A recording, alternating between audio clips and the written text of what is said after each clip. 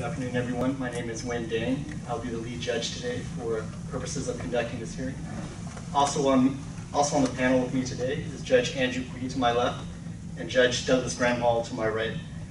Before we go on the record, I just have a few housekeeping issues I'd like to discuss, if that's okay with everyone. Okay. Were there any issues, let me direct my questions first to you, Appellant. Were there any questions with receiving that electronic exhibit file? No, the only question I have is as far as reference to it, it's got page numbers and so forth on it. I obviously didn't bring the electronic file with me, but I know the pages I'll be referring to. I don't know whether you just refer me, like there's exhibit 1 or so, I could refer to that, or I can refer to my page number. Whatever. The page number is the easiest for us. Okay, perfect. Jump to it. Perfect. Okay. And CDTFA, did you have any issues with the file? Receiving it or reviewing the contents? No issues. Okay, thank you. There was also a point I'd like to clarify prior to the hearing. It was not mentioned at the pre-hearing conference, but I was unable to determine whether or not the negligence penalty was in dispute with regards to whether or not you believe the corporation was negligent.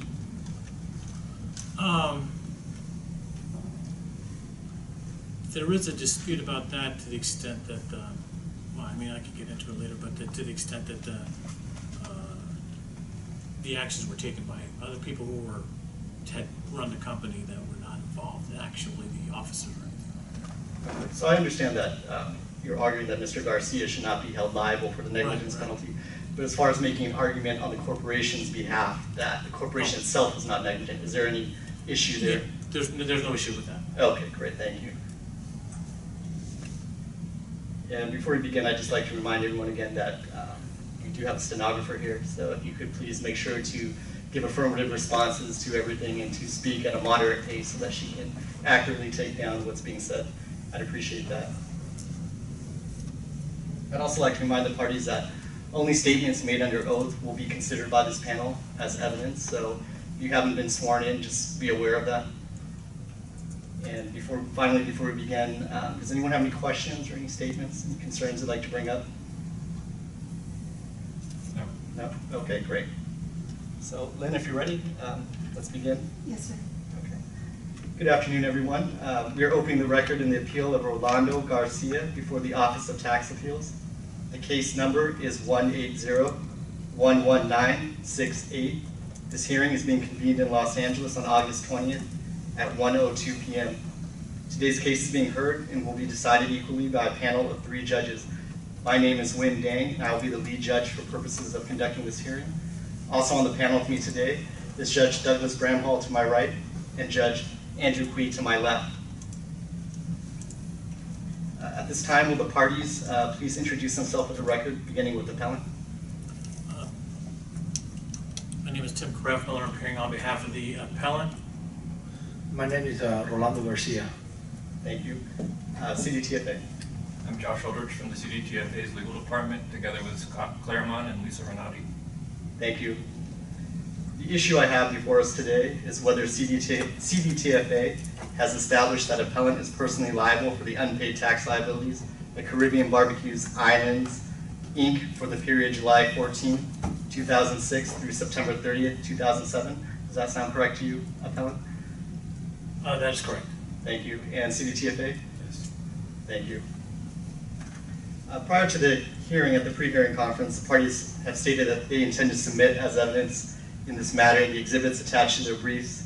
We've combined those exhibits into an electronic file which was sent to the parties prior to this hearing. Appellant, did you receive this file and does it look correct to you? Yes, I did, and it does look correct, sir. Okay, thank you. And CDTFA, same Yes, question? I did, and it appears correct. Thank you. Does anyone have any objections to this file being admitted as evidence?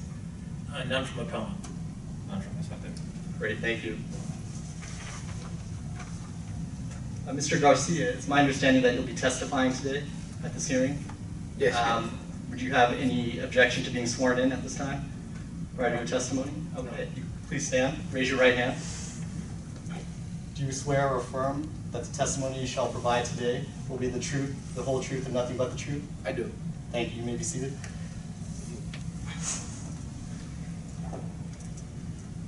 As I mentioned at the pre-hearing conference, the CDTFA carries a burden in this case. So they will be presenting first. Mr. Aldrich, if you're ready, you have 15 minutes for your presentation. Good afternoon. I'm Josh Aldrich from the California Department of Tax and Fee Administration's Legal Department. With me today are Scott Claremont and Lisa Renati, who will be representing staff.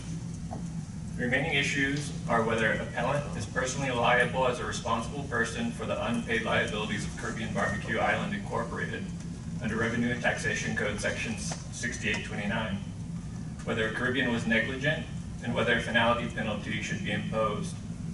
There are 4 elements required to impose Section 6829 liability. The corporation was terminated, the corporation collected tax reimbursement, the appellant was a responsible person for the corporation's sales and use tax matters, and the taxpayer willfully failed or caused to be paid the taxes due from the corporation. As explained hereafter, appellant is personally liable for the unpaid taxes within the meaning of Section 6829. Regulation 1702.5 further clarifies Section 6829, including the 4 required elements: termination, collection of reimbursement, responsible person, and willfulness. 1702.5b3 provides in pertinent part that termination of the business of a corporation includes discontinuance or cessation of all business activities for which the corporation was required to hold a seller's permit or certificate of registration for the collection of sales and use tax. There's no dispute that the corporation is terminated, but for reference, the exhibits stamped at 125, 127, and 208 support this element. Pursuant to 1702.5A1, Caribbean Barbecue Island, or CBI, collected tax reimbursement. CBI sold tangible personal property, or TPP, in the conduct of its business and collected sales tax reimbursement on the selling price of the TPP. CBI failed to remit sales tax reimbursement when due. The sales invoices, date stamped at 186 through 196, and the responsible persons questionnaires, date stamped at 140 and 142, demonstrate that sales tax reimbursement was collected. A responsible person is defined by 1702.5b1 as a person with control or supervision of or responsibility for the filing of returns or the payment of tax, or who otherwise has a duty to act for the corporation with respect to compliance with the sales and use tax law. A responsible person includes an officer or other person who's under a duty to act for the company in complying with its sales and use tax obligations. The appellant had a duty to act for the company in ensuring that CBI paid its obligations because he and his wife, Mrs. Garcia, were the only 2 corporate officers during the liability period. Likewise, they were the only 2 authorized signatories on CBI's bank account. Not only was appellant a corporate officer, but he consistently acted within that scope by filing corporate documents, including sales tax returns, which are base stamped at 144 through 148. Appellant admitted in the questionnaire, base stamped at 140, that it was his duty to maintain financial records. The exhibits base stamped at 7, 25 through 32, 129, 130, 132 through 134, 140, 142, 211 through 218, 220, 228, and 239 also support a finding that appellant was a responsible person. Thus, appellant was a responsible person within the meaning of Section 6829. Regulation 1702.5b2 defines willfulness. The responsible person must willfully fail to pay or to cause to be paid taxes from a corporation. Willfully failing to pay or cause to be paid means the failure was due to a voluntary, conscious, and intentional course of action, although it need not be done with bad purpose or evil motive. Willfulness can be established if a responsible person has knowledge that the taxes were not being paid, the authority to pay the taxes, or cause them to be paid if the taxes were not paid. Appellant had the knowledge that taxes were being collected and not being paid. Appellant signed the seller's permit wherein he indicated 40% of the sales would be taxable. That's base stamped at 129. Appellant signed the sales and use tax returns, base stamped at 144 through 148. Thus he was aware of what CBI was reporting to the department. During the liability period, there was also sales-related deposits of over $2.2 million into CBI's bank account. The appellant and his wife were the only two authorized signatories for CBI's bank. For example, CBI reported 0 taxable sales in first quarter of 2007, but made over $250,000 in deposits for the same quarter. We also note that there were significant discrepancies between what was being reported on the sales and use tax returns versus the FIT returns reported to the FDB. In sum, appellant knew that the bank deposits were 10 times greater than the reported tax during the liability period, which is sufficient to establish that he knew that the taxes were not being paid during the liability period. Appellant previously conceded that he had the authority to pay CBI's taxes to the department. There were funds available to pay the tax liability. For the entire period, CBI had total deposits of over $2.8 million. EDD indicates that wages were paid from first quarter of 2007 through first quarter of 2008. We note that in the fourth quarter of 2007, which is after the liability period, there were over $360,000 worth of deposits. The negligence penalty is warranted in this case because the error ratio between the reported taxable sales and the actual taxable sales was almost 8,000%, and the business failed to maintain accurate books and records. In summary, all 4 elements to impose 6829 liability on the appellant are present in this case. Caribbean Barbecue Incorporated was terminated. It collected sales tax reimbursement and failed to remit the sales tax reimbursement to the department. Appellant was a responsible person because he and his wife were the only corporate officers during the liability period. He signed the seller's permit, he signed the sales and use tax returns, he participated in the audit. Appellant and his wife had the sole check writing authority. And appellant willfully failed to pay the sales tax reimbursement when he had the knowledge that there were sales-related deposits of over $2.2 million, while also knowing that they only reported $23,915 in taxable sales during the liability period. Accordingly, based on the evidence in the record, appellant is liable as a responsible person. Therefore, we respectfully request you deny the appeal. Thank you. And before we continue, I'd just like to mention, or I should say, restate that the electronic exhibit file is being entered into evidence. Let me ask my panelists at this time, are there any questions at Doug Graham Hall for CBTFA? No, not right now, thank you. Judge Quee? I have some questions, but I'll wait until after the taxpayer's presentation. Okay. I just have one brief question for CBTFA. Is there any evidence in this case that appellant was directly aware of either the corporation's sales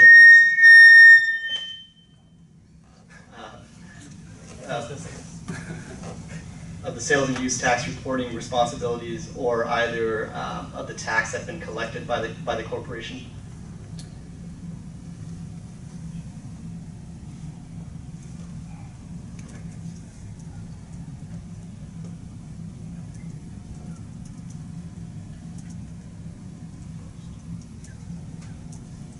Well, in addition to the exhibits referenced during the presentation, there was a police report filed by appellant. I think that was in September of 2007. And prior to that, he had fired, I'm not sure how to pronounce the name, but Mr. Teriche or Terich, something like that, and Mr. Simpson. So no later than September of 2007, petitioner would have gone through his records and been able to determine the outstanding tax obligations. He submitted a number, I think it was 17 invoices, something like that, for the police report, which indicates that he had gone through his accounts. If I could ask for just some clarification, when you say he reviewed the records, are you stating that he reviewed, say, a tax accrual account statement, or that he reviewed all of the invoices? Such that he would have been aware that there was tax charged on a substantial number of sales? Well, again, the average that was found in the audit was that 85% of sales were taxable. So he certainly would have seen that on any records that he was examining, that something close to that average would occur, that 85% of sales were taxable. Any invoices he was looking at or any accrual accounts, obviously we don't have a record of what he looked at, but we do know that that would have occurred when this issue arose during this liability period. And as Mr. Aldrich also pointed out, his initial estimate when he opened this business was that at least 40% of sales would be taxable, and that's under by half. But right there, when he compares that with what he's reporting with what's in the bank account, and he's reporting essentially 1% of sales as taxable, there's a significant discrepancy with just his low estimate. And if I may clarify, I made a mistake during my presentation that it's the bank deposits were 100 times, not 10 times greater than the reported tax. As far as the 40% that you had just referenced, is that in the record at some point? Yes, it's okay. On the seller's permit on the bottom of the page, right-hand side. Okay, thank you. And that's based on the estimates of taxable sales versus gross sales. Okay, thank you. Let me just follow up that line of questions a bit. Is it equally possible that he was looking for theft as opposed to a thorough investigation of each invoice and its contents? I mean, what I heard, so correct me if I misheard, is that because he looked at records, you're assuming that he looked at them for sales tax purposes, as opposed to, for the police report, he was, as I read the police report, as I read the summary of the exchange between he and the investigating officers, he was focused on missing product, not taxes. And so that's how I read it. And now, but I'm hearing you say that he was reading it, and you're assuming for sales tax compliance purposes too. Is that what you're asserting? That's all I'm asking. Well, I wouldn't purport to know what was in his mind at the time. However, if embezzlement or theft were a concern, it seems credible to review your accounts to make sure they're accurate, or to determine what exactly is going on, is the point that I was trying to make. So I didn't hear any direct evidence to this. That was your question. That was my question. If you will, I guess I'll ask a question too at this point. Just to clarify, the city TFA dispute at all that there was that did occur, the investment did occur around this time frame of September of '07? Or is this conceded? We don't. I don't think we dispute it. We don't, since the audit and the liability is based on the money that was in the bank account. We don't think it affects the liability of the corporation or of the appellant. Okay, so as far as the police report, it also mentioned that there were phantom sales, which I guess my understanding was that there were invoices for sales which did not occur. And I understand that in looking at the $2 million in bank deposits, the CDTFA applied an analysis of the invoices to determine a taxable ratio, and I'm just wondering what efforts were taken to ensure that the invoices examined reflected actual sales as opposed to phantom sales or sales that did not occur when determining the taxable ratio.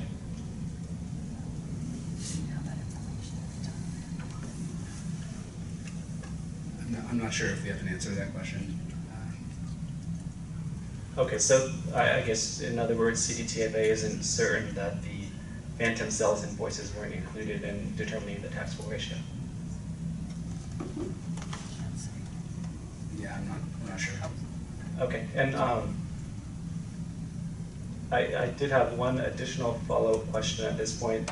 So if the taxpayer discovered the embezzlement in September of '07 or August of '07, around that time frame, the audit period appears to, or the liability period at issue appears to have ended shortly thereafter with the December 31st of '07. I'm wondering if any analysis was done of the bank accounts to determine ability to pay, like how much money was flowing through the bank accounts after the period that embezzlement was discovered, and by the time the audit period closed, was the $2 million in bank receipts, was that prior to the discovery of the embezzlement, or do you know how much was before or after, or is that something that CDTFA has considered in connection with ability to pay? So there was over $360,000 in deposits after that. So that was the fourth quarter of '07. They did analyze each quarter for the bank deposits regarding ability to pay. Okay, thank you. And, I mean, the one thing we can point out is that the appellant did assist the audit staff in the audit, so we don't have any specific information as to whether phantom deposits got in, but presumably the appellant would have been aware when they were picking sample invoices to pick of that issue.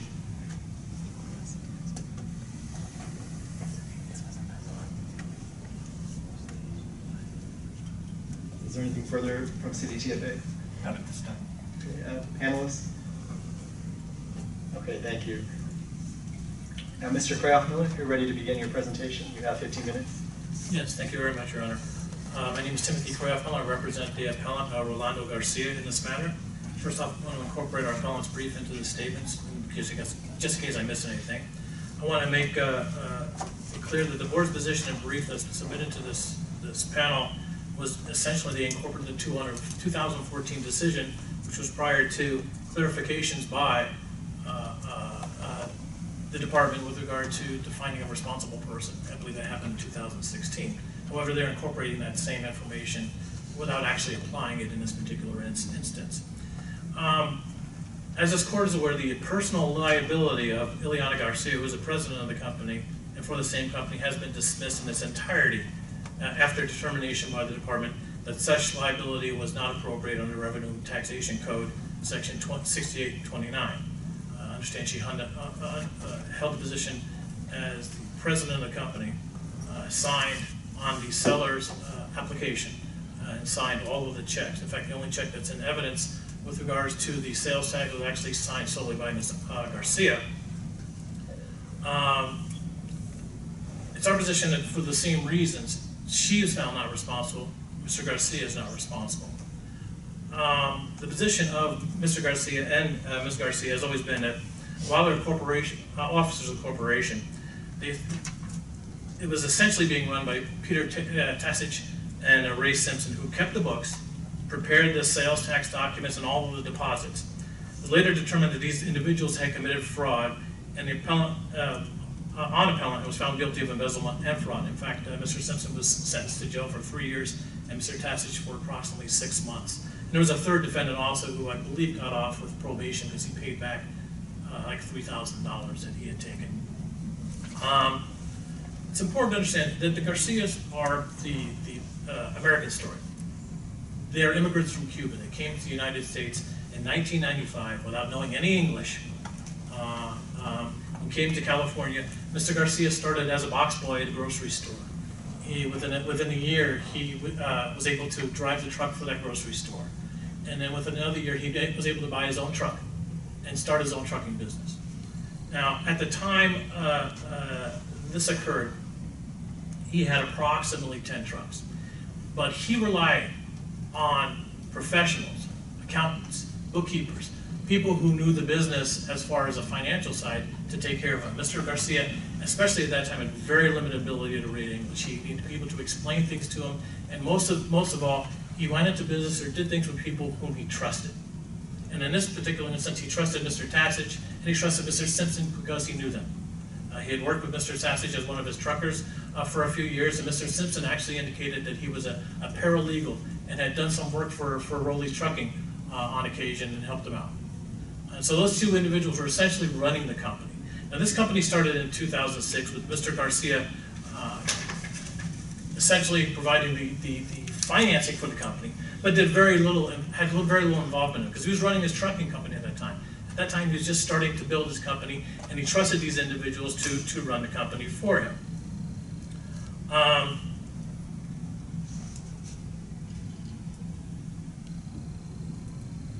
If you look at the investigation report by the police, which starts at Exhibit J on page 149, that includes interviews with numerous witnesses, as well as the appellant hearing. And in those interviews, it is clear from every one of those witnesses that Teresh and Simpson were running the company. They had control over the books and records, and Simpson prepared the documents for Mr. Garcia's signature, including a sales tax reports. Now, it's important to understand what as far as 1702.5 talks about a responsible person under the regulation. And they cite in their brief several instances on which they base that Mr. Garcia is a responsible person. He says he's listed on the application and signed the seller's permit. Well, that was also signed by Ileana Garcia and signed by Peter Teresh. He is a CFO listed on the Statement of Information for 2006, which was prepared by Mr. Simpson. Mr. Garcia would be more than honest with you and tell you that the last thing he would need to be in a company would be a CFO. His ability to understand finance and numbers and how those things all work is extremely limited. Understand also that Ileana Garcia and Mr. Teresh were also listed in that same document, and Ray Simpson was listed as an agent for service of process.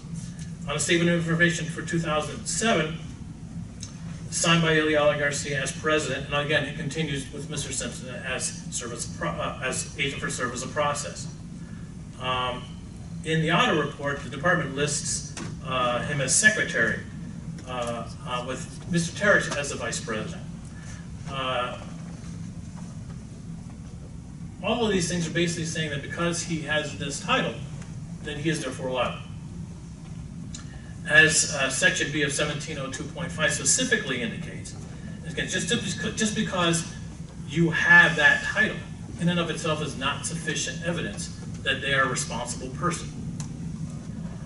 The next thing they claim is that Mr. Garcia maintains the records based upon the questionnaire that's submitted. Well, that's somewhat misleading, because if you're asking someone, do you maintain the records? Well, yeah, I have the records. So they're preserving the records, but I don't know how that means they're a responsible person. It could be, they're in my possession. I have the records because now it's 2009. Of course I'm going to hold the records, because the other people were found guilty of embezzlement. I'm going to keep whatever records I have.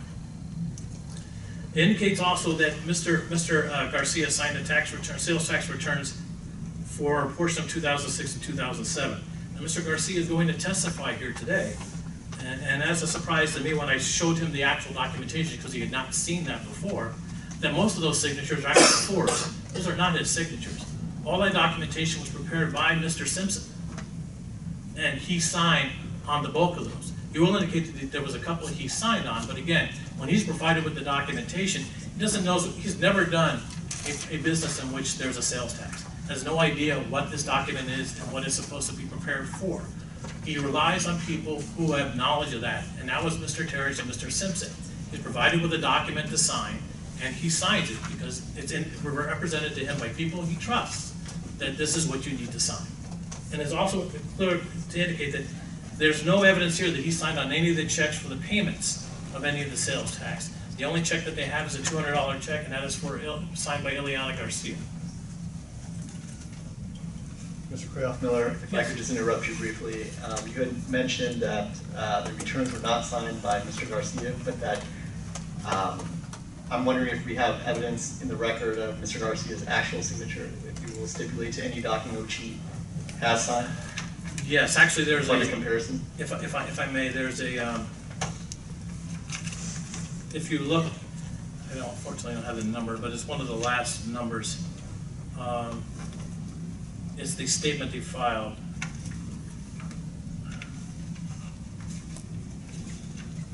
About 10 pages from the bottom, as a 104 at the bottom. There's a signature on June 5, 2014, and it has his signature on it. It's his letter of...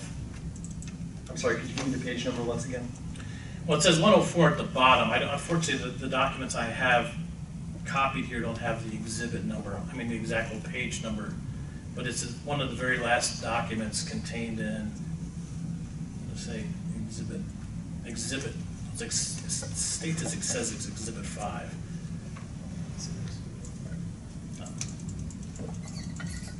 But it's a letter received June 30, 2014, dated June 5, 2014, and the signature, there's page 106, 105, and then 104 has his signature on it. Again, it's probably 10 pages back from the bottom.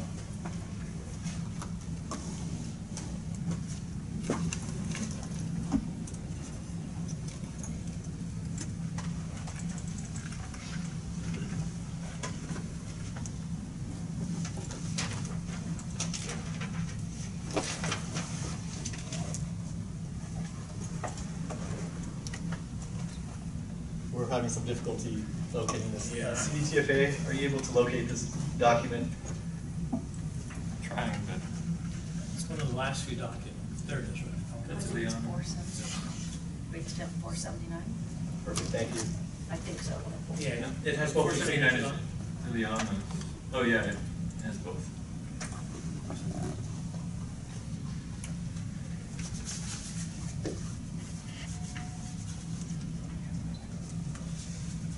Great, thank you. The other factors which they include for finding him a responsible person is that both Ileana Garcia and Rolando Garcia signed checks. Again, the only check that's involved here that shows any tax payment was actually signed solely by Ileana Garcia. They say that Mr. Garcia signed a waiver of statute of limitations as secretary of the company. I don't know how that's relevant here because he just was requested to sign a waiver and he signs a waiver. And he was involved in a closeout. Well, the people who should have been involved in the closeout were in jail. So obviously, as an officer of the company, he's going to be involved somewhat in the closeout. That's just a natural course of action.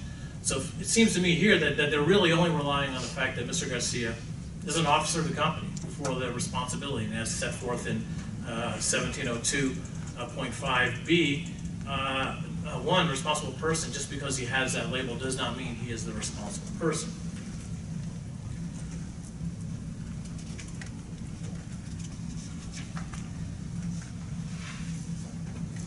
More importantly, again, with regard to the issues that are raised, we don't dispute that the company was terminated, nor do we dispute that there was some tax collected. We're only talking about responsible person and willfulness. The second area is the willfulness itself.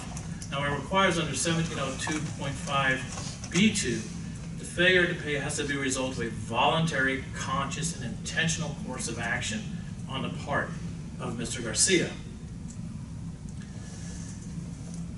To determine that, I find that on or after the date the taxes became due, the responsible person had actual knowledge that taxes were due but were not paid. And here there is no evidence of that. There's a claim that somehow because he was looking at invoices to determine what was stolen, also means he's going to look and see whether there was the sales tax paid. Understand, this company, the largest portion of this company actually did wholesales. They sold everything wholesale, so there would be taxes involved in the sales at all. So for a lay person not knowing what was sales tax and what was not, it would be impossible for him to determine, just based upon what's deposited in a bank account, as to what was and is not subject to sales tax. And also he's relying on the people who supposedly have expertise in this to tell him what needs to be paid and what doesn't need to be paid. And it should be noted that we are not aware, other than these 17 invoices, that there were any other invoices recovered. Because what happened is Mr. Terich had control over that documentation, and that documentation has been missing. There's bank statements and there's other documentation, but we're not aware of any invoices that existed and that were turned over to the government that I am aware of at this point in time. And I've not seen anything in any exhibits that were produced. Additionally,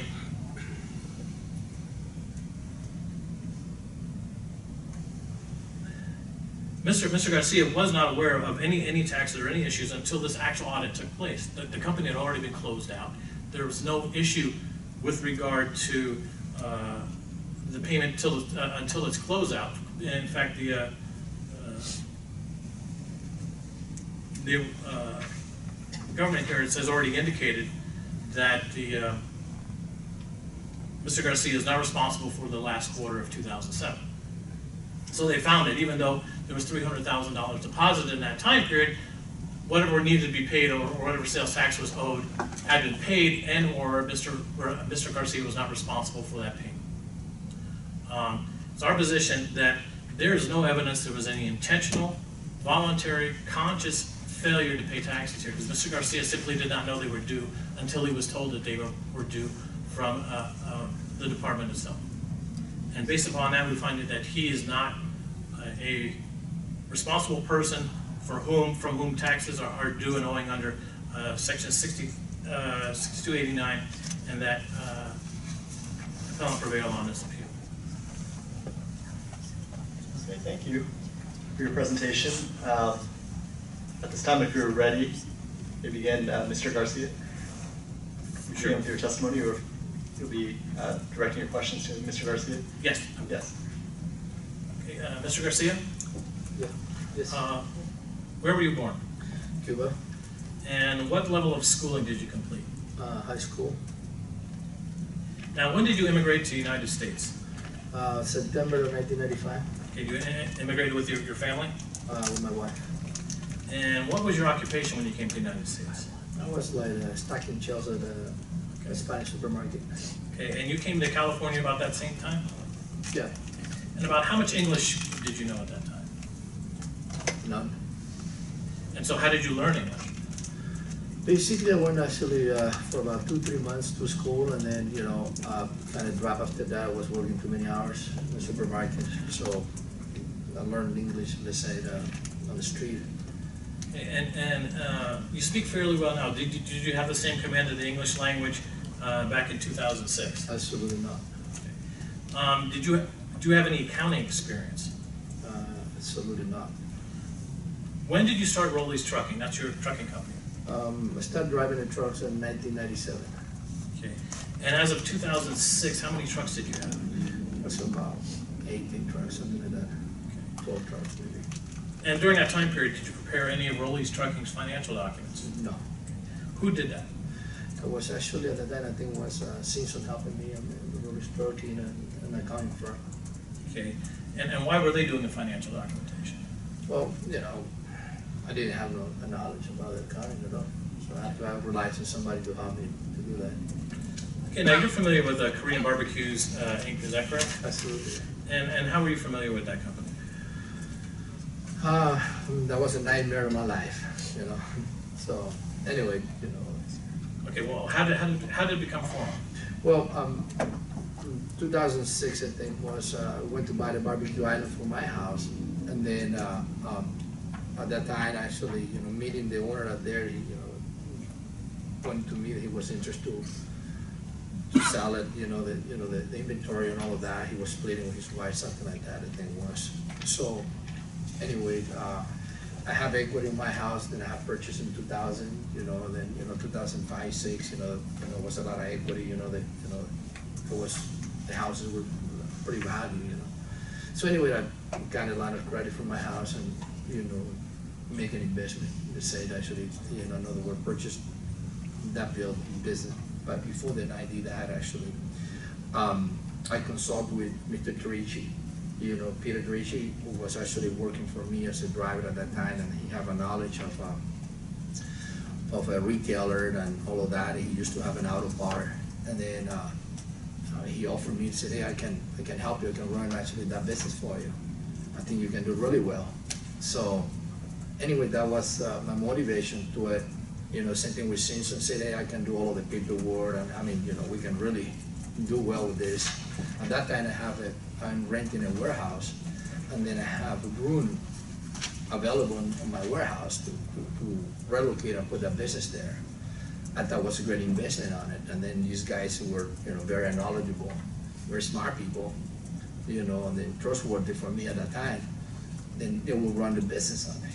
And then, that's what motivated me to borrow against actually my house out of the line of credit and go and invest into that and, bring, the business into my building, into actually the building I was renting on it. And that's how basically that's a start. Simpson actually formed the corporation and did all of the documents, and honestly, all I did was just sign it.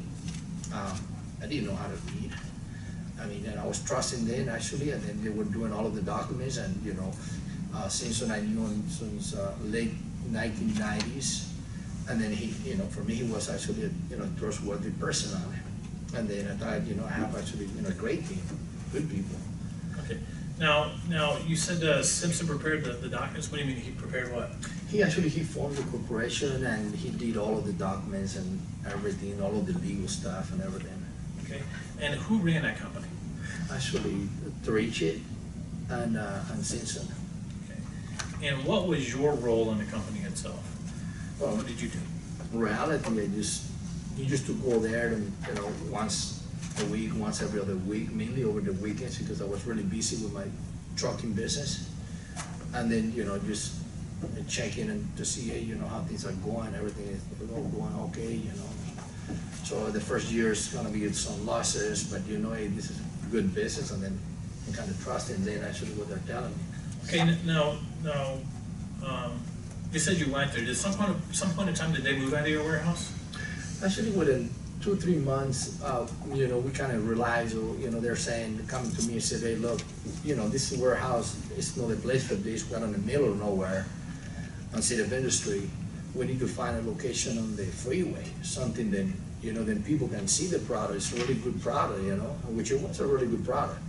So, and then, Toriche found a location in Santa Fe Spring, on the 5 freeway, right by Carmenita. And that was a great location, and then, wow, that's good on it. Hey, you have to put some money in there, but, it would be great, 200,000 cars every day driving by, we can do it really well. So who prepared the corporate documentation, the tax documents and so forth for the company? Simpson. Okay. Let me show you what marked as page 144, and ask you to take a look at this document. It says sales use return. It says January through March of 2007, dated 7/30/2007. Right. Is that your signature? No, that's not my signature. Okay. Do you recall ever seeing this document? No, that's not my handwriting either. This actually looked like a report that Simpsons used to do. Okay. Let me have you take a look at the next page, which is 145, and it's for April through June 2007. It's dated 9/1/2007. Is that your signature? No, I don't think so. That's my signature, right? Okay. Do you recall ever seeing this report? I don't recall it, to be honest with you. No. Do you recognize the handwriting on here? That's Simpson handwriting. Yeah. Okay. Let me show you what's going to be at 146.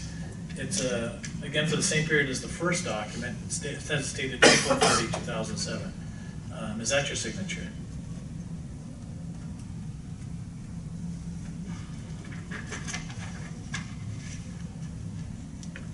No, I don't think so. That's my signature. I don't think so.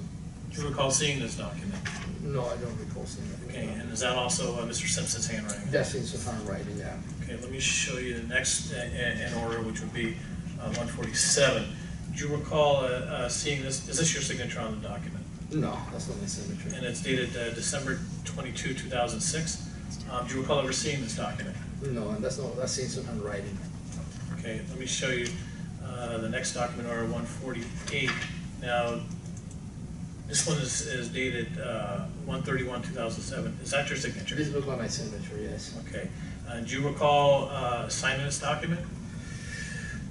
I don't recall actually, but I know that this is Simpson's report on it. It could be that I have signed it actually. This is his handwriting. It could be that he give it to me and then I sign it actually. Okay. But Do you recall whether he explained anything that, as far as what he calculated or how this was calculated? no, that was his job actually. Okay. Do you know how to calculate a sales tax or prepare a document of this type? Absolutely not. So were you relying on Mr. Simpson to prepare it? Yes. I'm sorry, what was the document that you said that was your signature, or where you did admit you It's did a signature? 148. Okay, thank you.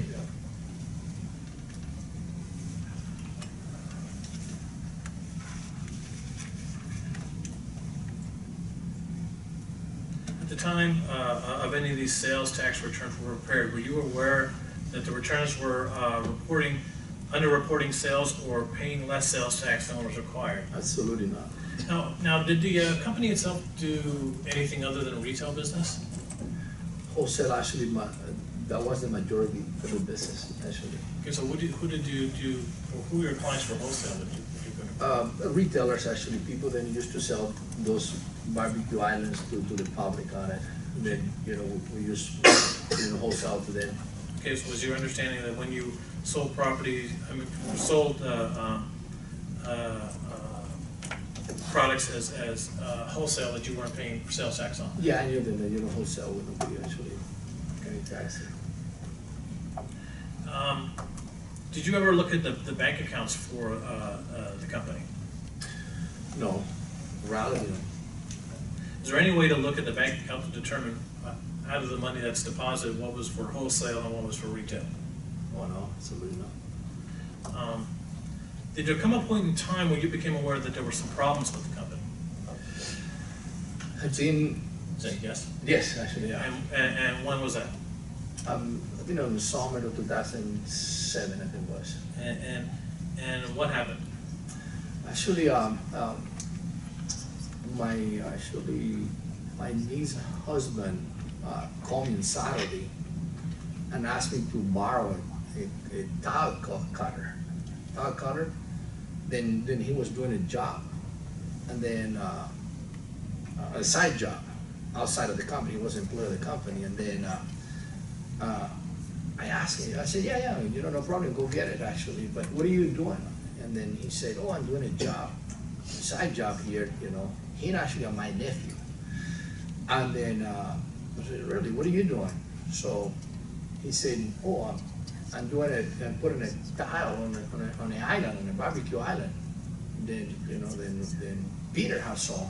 It's Richie, actually, right? So it was like for the customer. Say, yeah, it's a customer. Where it is, say somewhere in Santa Monica. Then I said, hold on a second. How that happened? Are you saying you're going to be putting a tile actually on the island? Then we saw the frame. I said, yeah. A customer come in and talk to me and asked me, if I could do this over the weekend. And then I asked him, but Peter knows about that, because that's our business. We're supposed to put a towel, basically sell the finished product. So yeah, he's the one who sold it, and then I think he sent it to me. And then he said, really? So that didn't make no sense. And I said, something is awkward or bad, huh? So I told him, okay, just send me the address of the guy, and then actually, don't say anything, just go ahead and do the job. Then actually, I just started looking into, and then, I asked my wife, hey, can we check actually on the bank account, see what was deposited on it, and then, she checked the deposit that we're making actually the day before. This sounds very suspicious on it. Then, then I went to the office and then, started looking for, what was done on the day before, see if, on papers on it. And then it was like, nothing was found out there. So anyway, then I decided to go to Santa Monica to see the customer. Then I go to Santa Monica and got there, and then I just introduced myself as another worker. And then talked to the owner of the, and then he started, bragging about what a great deal he got, from Peter and all of that. And then he paid in cash, all of that good stuff. And then I was playing, top, asking questions. Oh, what a great deal. So, wow, how much do you pay for this? $10,000. And then he said, oh, no, I paid like, $2,000 or $3,000, something like that, something, ridiculous, cheap on it. So then I said, but wait a minute, this is not making sense. But I'm not telling him anything on it. I said, wow. So it was Peter. He said, yeah, Peter just wanted, deal on it. Okay, and then, he's the owner of the company. Oh, wow, okay. So anyway, now I went back and then, make a phone call to Peter and ask him, hey, so what you did yesterday, all of the deposit and all of that stuff, and then that wasn't part of it. He never said nothing about it. So then actually I went to my wife and said, oh, this is bad on me. So then we just basically went to the office, and and they said, hey, you know what, this guy's stealing from us. And then I started looking and stuff on it, and then got into his office. And then now getting in his office, I think we started finding actually invoices that were hiding on his drawer, on his office. He got his office locked. And then, then now we started looking and then finding, hey, wait a minute, none of this is actually being reported. So this guy is actually stealing from us. and then started making phone calls to, you know, those clients and go visiting those clients, and then found that then this guy was paying it, he was getting checks and getting traveling checks and checks on blank and put it on his name, and it was like, wow, you know, like unbelievable. Could not believe it that actually. Then, you know, from there basically, you know, then, you know, I said, we need to go to the police. And then, you know, I called the police and make the report, and, you know, from there, then I started finding, you know, a miss actually, in reality. Then this guy was stealing right and left from us. So we trusted, and then he was actually, you know, I mean, just ripping us off. And then, you know, the sad part for us, for me, is, you know, he's a Cuban too. And then this guy that I trust, he drove from me actually a truck for about a year or so, and then was a really good guy, you know. And then, you know, I trusted him, coming offered me, hey, I have a lot of experience on this, I can run this business, man, this is a great product, this can be doing real well. And then, you know, here we go, you know. Okay, so the police then did an investigation on this? They did. Okay, and were they, these individuals ultimately convicted? Yeah, absolutely. Yeah. Okay, now at the time you went sort of looking through these invoices, we were also in your mind to look to see whether or not sales tax had been, the proper sales tax had been paid? Well, honestly, no, because, you know, we were focusing on finding actually the theft and what had happened on it. We didn't have no clue on it. Then, you know, we start finding that, you know, then also Raymond was involved, was part of it. And then also Oscar was involved on it. They were actually basically a trio. They were in Cajon, they were getting the check and splitting three-way. Richie was catching the check, then writing checks to the other two guys. Or writing to one of the guys. The guy that was doing the sale, it was getting 50% to Richie and then of whatever they were collecting on it.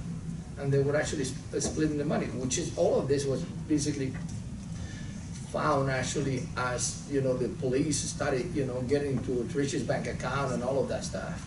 Now, did you ultimately fire these individuals? Oh, yeah, absolutely, yeah. And this was approximately when, in the summer of 2007? In the summer of 2007. Okay. Now, was the company also dissolved? Yes, Can actually. you call when approximately that was? By the end of 2007, I think it was. Okay. And when did you first become aware that there were sales tax that were owed but had not been paid? When the audit coming in actually, and then, you know, they all audit, and then the auditor, you know, basically brought it to my attention, and then he started looking and saying, oh wow, Jesus, you know, it's a big deal. And then I cooperate with them and help them and say, look, this is everything that I found here that I have. Okay, now at the time you became aware that there were sales tax due for the company, did you have the ability to pay those taxes? No, I was actually broke. Now, did you ever voluntarily fail to pay any sales tax owed by the company? No, Did you ever consciously fail to pay any sales tax owed by the company? no, Did you ever intentionally fail to pay any sales tax owed by the company? no. Now, approximately how much did you invest in this company that you lost? Wow, you know, I got a probably thing, I don't know, 400,000 out of my neighborhood in my house, something like that, maybe 500,000. And you lost all that money? I lost all of that actually, yeah. I have no further questions. Thank you. CDTFA, do you have any questions for Mr. Garcia?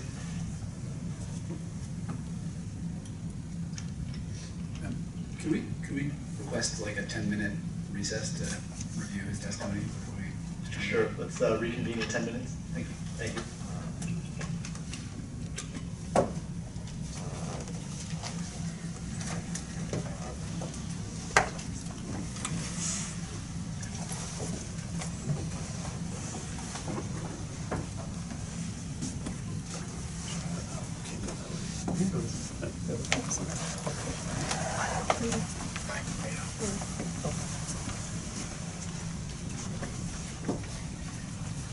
Small camera.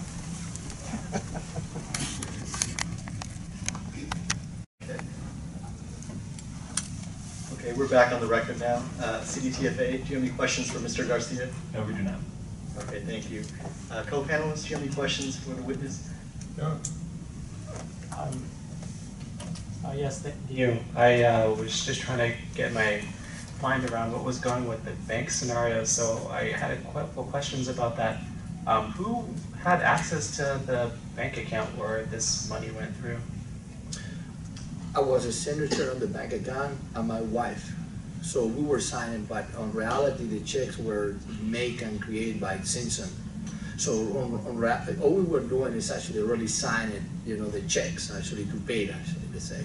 So Simpson provide, you know, the checks, And they said, okay, here we go, sign it. And then that's what I did actually. Okay. And then my wife did it. Okay, and was there any dispute whether or not Simpson or, I forgot how to pronounce the other person, that, I guess anyone other than you or your wife signed checks for the corporate bank account? Yeah, ask me again? Oh, did anyone other than you or your wife ever sign those checks? No, we were actually the only signature person on the bank account. So with authority to sign the checks. Okay, and I'm just trying to get an idea of how much money was, I guess, embezzled from the corporation. Then we could have, then the detective could have proved was actually like over the $200,000. And as far as the department's analysis, I think they were saying that when they were looking at the account, there was around 2.7 million, but of that, maybe like a little over $500,000 was loans. So then they did an analysis based on, I guess, the remaining 2 million, and it determined those to be related to sales. Do you have any dispute about the way they did that, or the way they determined the amount of sales based on the bank deposits? I don't recall that. What do you think about that? Well, I mean, we don't know how they came up with that amount, and the thing is that $2 million is over a period of time. So I mean, $2 million were deposited, but what went out at that same time period, because it was overdrawn constantly on that account. So. Okay, let me ask you this. And then also, let me just point to you, Judge. Those actually, majority of that, for my understanding, was actually wholesale, revenues, if we can call it, non-taxable revenue, I'd say. Okay, and that bank account, was that only being used by this business, or was that bank account used by more than one business? No, by that business only.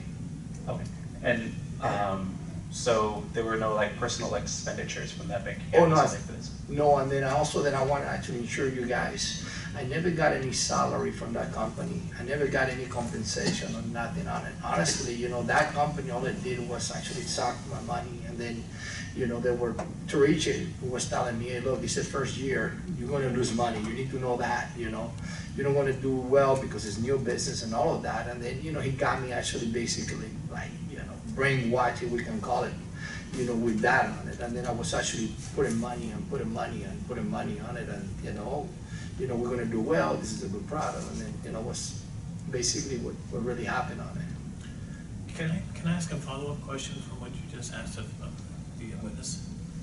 Awesome. Yes, go ahead.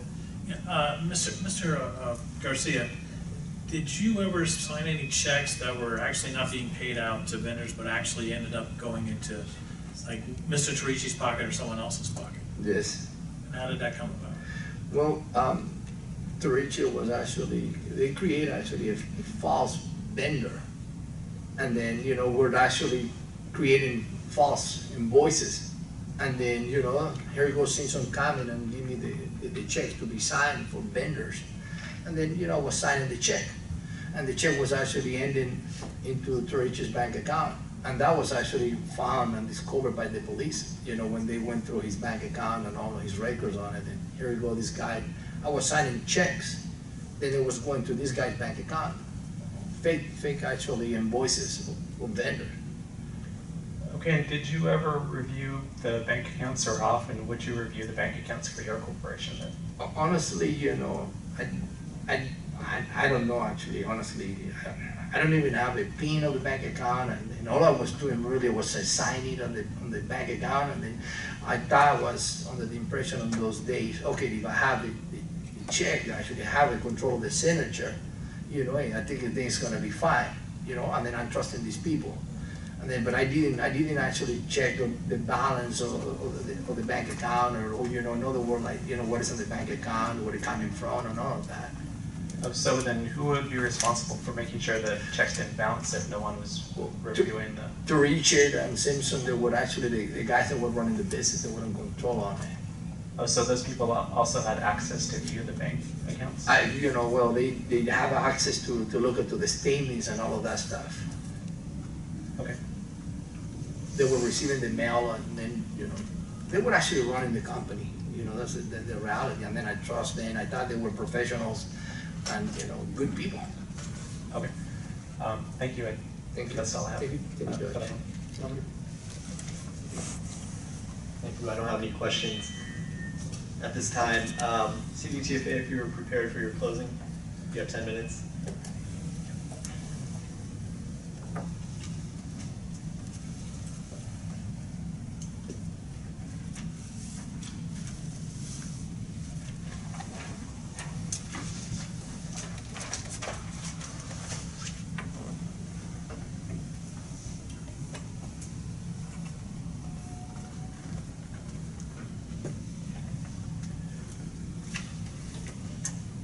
Appellant participated in the closeout audit. Appellant participated in the appeals process, even through today. However, today was the first time that he's alleged that his signatures were forgeries. On page 395, was petitioner's opening brief. It states that the mere fact that RT signed on those returns does not mean that he was aware that the taxes had been underreported. Furthermore, he's raised the issue of wholesaler versus retailer. The audit showed that 85% of the sales were retail, and this was based off of 155 invoices provided by appellant, and which directly contradicts the fact that the majority of his claim that a majority of the business was wholesale. We are asked to believe that appellant's purchase and subsequent $500,000 HELOC on his home was left unattended, which doesn't seem credible.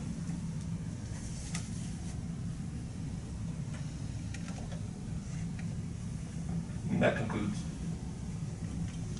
Thank you. Just one brief question. Could you clarify what you just said at the last part about the HELOC? What was it? So the fact that he purchased it using a home equity line of credit, subsequently infused another $500,000, and then just let the business go without any oversight doesn't seem credible. And we would add, particularly in light of his signature on these documents, and not just on all these checks, and on the sales tax returns, and on The Secretary of State Secretary of filings, State filings. the seller's permit application. Okay, thank you. Panel members, do you have any questions? Final questions for CDTFA? I did have one follow-up question, and when I was looking at the decision and recommendation or the decision, I thought there was some reference to the taxpayer had been unwilling to provide documentation, and then some other reference to there being substantial records provided to the police department, and I'm wondering if those were ultimately provided to CDTFA, and if so, if they were taken into consideration when doing the taxable ratio analysis. So there was some delay in getting records from the appellant. They're in the audit work paper notes, that timeline. But our initial requests for the substantiating documents was delayed because of the, appellant attributed the delay due to the investigation. But additional documents were provided by appellant, even though he claimed that his Outlook and computer system crashed shortly before the audit started. The documents provided by appellant were used by the auditor to remove things like non-taxable sales, interstate sales, and sales, taxable sales for which reimbursement was not collected. right. Okay, thank you.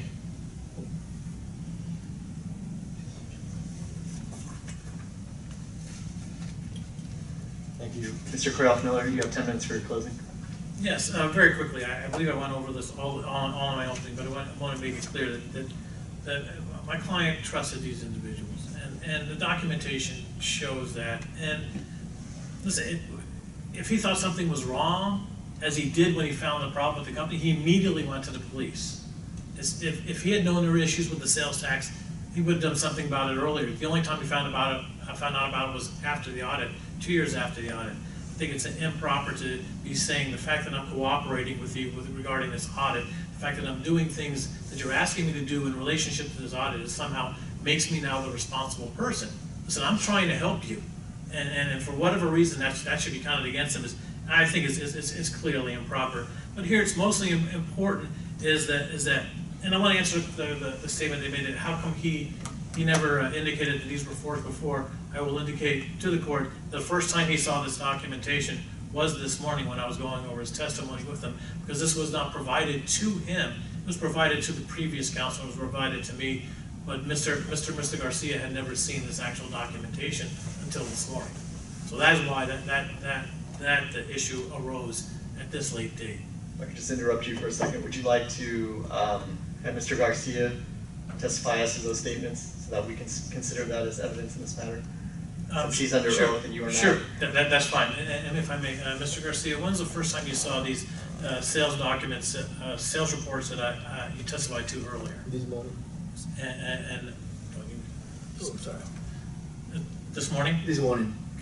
And prior to that, had you ever seen copies of those? No, I don't remember seeing this documents before. Thank you. Okay, thank you.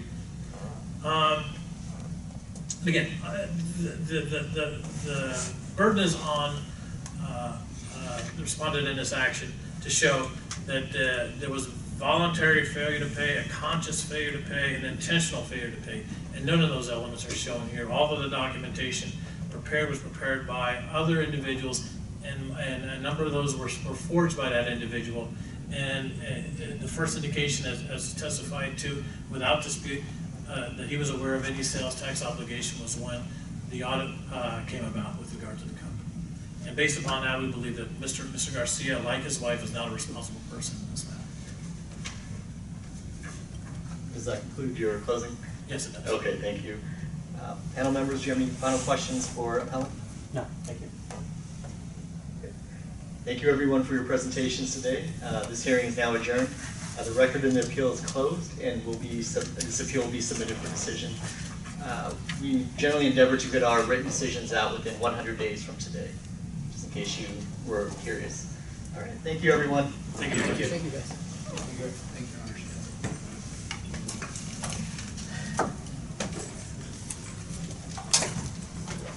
Thanks so much. Usually that's high.